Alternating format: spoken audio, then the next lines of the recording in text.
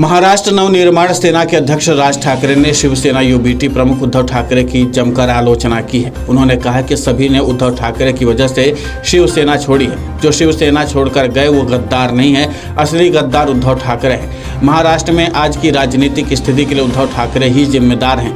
हालांकि अपने इस बयान से पहले राज ठाकरे अलग अलग चुनावी सभाओं में कई बातों का खुलासा कर चुके हैं। दरअसल राज ठाकरे ने कहा कि जब उद्धव ठाकरे बीमार पड़े थे तो मैं पहली बार कार लेकर के वहां गया था।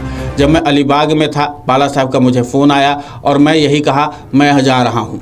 मैंने कभी भी राजनीति को परिवार के सामने नहीं आने दिया। वो कहते थे कि रिश्ते और राजनीति को कभी नहीं मिलाना चाहिए। जब आदित्य ठाकरे चुनाव लड़े तब मनसे ने कोई उम्मीदवार उनके खिलाफ नहीं उतारा था। वो अमित ठाकरे के खिलाफ उम्मीदवार खड़ा करने के उद्धव ठाकरे के रुख पर टिप्पणी कर रहे थे। राज ठाकरे ने कहा कि 2019 में जब महाराष्ट्र नवनिर्माण सेना के 37 से 38 हज़ार वोटों के बावजूद आदित्य वर्ली में चुनाव लड़ने के लिए खड़े हुए तो मैंने कहा कि हमारे परिवार का पहला व्यक्ति कोई चुनाव लड़ रहा है, मैं वहां उम्मीदवार नहीं खड़ा करूंगा। कुछ समय ऐसा था जो मेरे दिमाग में आया और मैंने मना कर दिया, अपना उम्मीदवार नहीं उतारा। मैंने किसी को फ़ोन नहीं किया। मैं इस बार भी भीख नहीं मांग रहा हूं। अगली बार मेरा ख्याल रखना, मैं ऐसी फालतू भीख नहीं मांगता हूं। आज जब अमित खड़ा है चुनाव में तब भी मैं भीख नहीं मांगूंगा, ऐसा राज ठाकरे ने कहा था। राज ठाकरे की बेटी उर्वशी का नवंबर 2014 में एक्सीडेंट हो गया था। तब वो 19 साल की थी। महालक्ष्मी क्षेत्र में बाइक चलाते वक्त एक सड़क दुर्घटना में उनका पैर फ्रैक्चर हो गया। उस वक्त उद्धव ठाकरे ने अस्पताल जाकर के अपने भतीजी से मुलाकात की थी और उनके सेहत के बारे में जानकारी ली थी। पहले नवंबर 2012 में बाला साहेब ठाकरे का निधन हो गया था। उस वक्त राज ठाकरे अंतिम यात्रा में शामिल हुए थे। उस समय राज ठाकरे और उद्धव ठाकरे के साथ कई पल कैमरे में कैद हुए थे।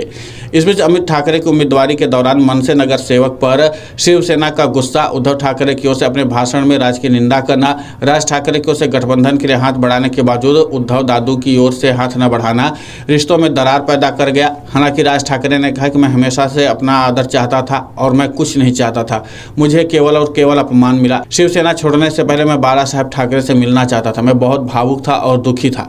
मैं चाहता था कि आखिरी बार अपने मन की बात बाला साहेब ठाकरे से कह सकूं, लेकिन ऐसा नहीं हो पाया।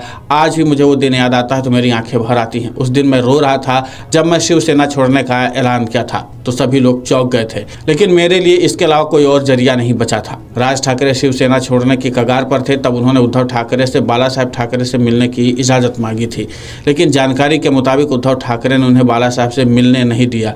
यह कदम राजनीतिक था या व्यक्तिगत, इसे लेकर कई तरह की अटकलें हैं। क्या उद्धव ठाकरे को डर था कि राज बाला साहेब के साथ मिलकर शिवसेना में बदलाव की बात करेंगे, या फिर कोई और आंतरिक पारिवारिक विवाद था जो राज ठाकरे को शिवसेना छोड़ने पर मजबूर कर रहा था? राज ठाकरे ने शिवसेना छोड़ने के बाद महाराष्ट्र नवनिर्माण सेना की स्थापना की।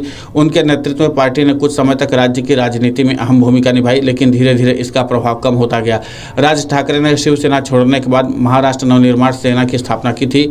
उनके नेतृत्व में पार्टी ने काफ़ी हद तक अपनी महाराष्ट्र में पकड़ मजबूत बनाई थी। हालांकि आज भी राज ठाकरे महाराष्ट्र की राजनीति में एक अहम चेहरा और उनके फैसले हमेशा से लोगों के बीच में चर्चा का विषय बने रहते हैं। राज ठाकरे के शिवसेना छोड़ने के समय छुपी राज और उनकी भावनाओं ने यह साबित कर दिया कि राजनीति सिर्फ सत्ता की लड़ाई नहीं है, बल्कि ये निजी रिश्तों और झगड़ों का मैदान भी है। राज ठाकरे के शिवसेना छोड़ने के फैसले और उनके आंसुओं से पता चलता है कि यह फैसला उनके लिए निजी तौर पर काफ़ी मुश्किल था। वैसे तो राजनीति में बदलाव और मतभेद होते रहते, लेकिन राज ठाकरे के इस कदम से साफ हो गया कि कई बार पारिवारिक रिश्ते भी सत्ता से ऊपर हो जाते हैं।